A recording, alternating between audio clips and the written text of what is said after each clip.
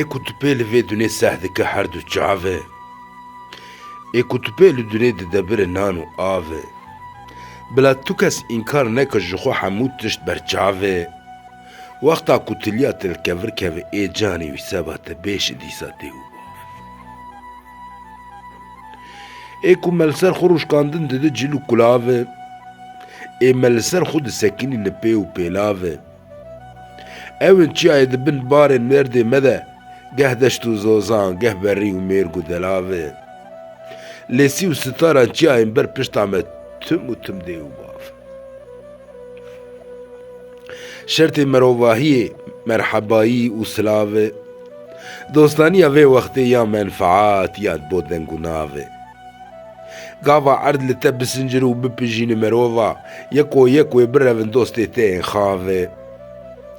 Ê terka te nekir li vê dunê hebe dostê te en sadik dîsa tê û bav.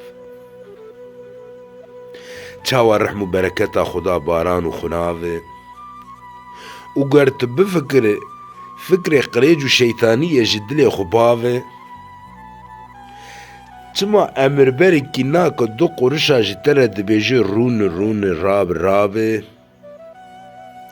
Emirberê te yê herî mezin li dû Xuda tê û bav.